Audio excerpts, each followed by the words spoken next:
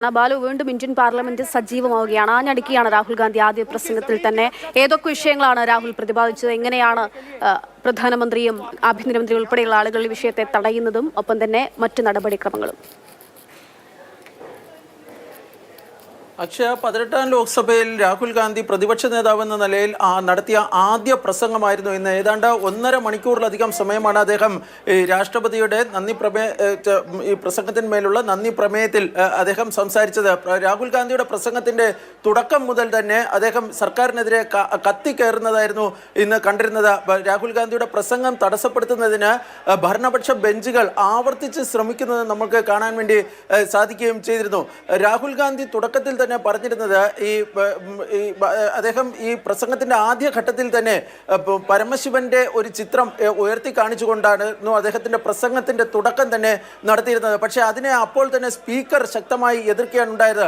തുടർന്ന് രാഹുൽ നടത്തിയ ആദ്യ ആരോപണം ഈ ഹിന്ദുക്കളുടെ പേരിൽ ഈ രാജ്യത്ത് BJP അക്രമം അഴിച്ചുവിടുന്നു എന്നതായിരുന്നു. എന്നാൽ ഈ ആരോപണം പ്രതിരോധിക്കുന്നതിനായി പ്രധാനമന്ത്രിയും അതുപോലെ തന്നെ കേന്ദ്ര ആഭ്യന്തരമന്ത്രിയും ഒക്കെ തന്നെ നേരിട്ട് രംഗത്തിറങ്ങിയായിരുന്നു ഉണ്ടായിരുന്നത്.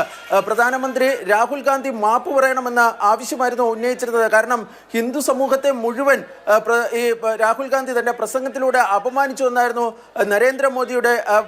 നരേന്ദ്രമോദിയുടെ വാദം.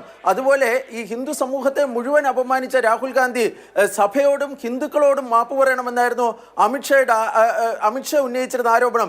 തുടർന്ന് രാഹുൽ ഗാന്ധി കഴിഞ്ഞ സർക്കാരിന്റെ സമയത്ത്, അതായത് 2ാം നരേന്ദ്രമോദി സർക്കാരിന്റെ സമയത്തുണ്ടായിരുന്ന വിവാദപരമായ പല വിഷയങ്ങളും സഭയിൽ ഉന്നയിക്കാനുണ്ടായിരുന്നത്.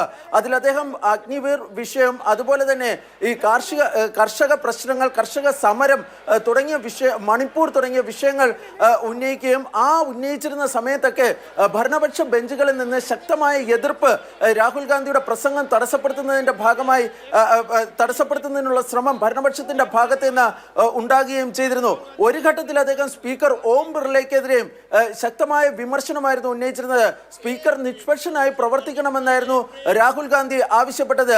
സ്പീക്കറായി തിരഞ്ഞെടുക്കപ്പെട്ടതിന് തൊട്ടു പിന്നാലെ ഈ പ്രധാനമന്ത്രി കൈകൊടുത്തപ്പോൾ സ്പീക്കർ ഓം ബിർള കുനിഞ്ഞു നിന്ന് തിരിച്ച് കൈ നൽകിയതായും, എന്നാൽ താൻ കൈ കൊടുത്തപ്പോൾ അദ്ദേഹം നിവർന്നു നിന്നായിരുന്നു കൈ നൽകിയതെന്നുമായിരുന്നു ഈ രാഹുൽ ഗാന്ധി പറഞ്ഞിരുന്നത്. എന്നാൽ തൻ്റെ പാരമ്പര്യം അനുസരിച്ച് മുതിർന്നവർക്കും വലിയവർക്കും മുന്നിൽ കുനിഞ്ഞു നിന്ന് ഈ കൈ നൽകുന്നതാണ് നല്ലതെന്നായിരുന്നു സ്പീക്കർ മറുപടി നൽകിയിരുന്നത്.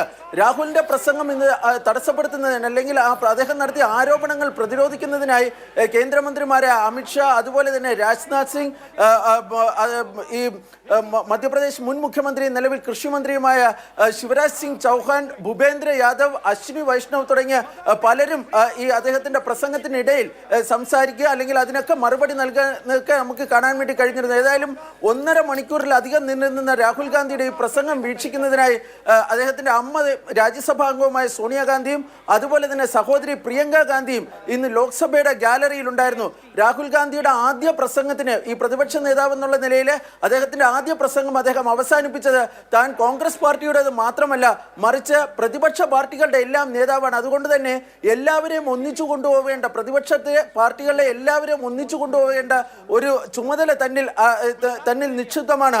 താൻ സർക്കാരിനോട് ആവശ്യപ്പെടുന്നത് എല്ലാ വിഷയങ്ങളും നമുക്ക് യോജിച്ച് ചർച്ച ചെയ്ത് മുന്നോട്ട് കൊണ്ടുപോകാം എന്നും രാജ്യത്ത് വെറുപ്പും വിദ്വേഷവും പടർത്തുവാൻ വേണ്ടി സർക്കാർ ശ്രമിക്കരുത് എന്നുമായിരുന്നു അദ്ദേഹം ആവശ്യപ്പെട്ടത്. ഏതായാലും രാഹുൽ ഗാന്ധി പ്രസംഗം അവസാനിപ്പിച്ചതിന് തൊട്ടു പിന്നാലെ തന്നെ പ്രധാനമന്ത്രി നരേന്ദ്രമോദി സഭയിൽ നിന്ന് പുറത്തേക്ക് പോകുന്നതും കാണാമായിരുന്നു.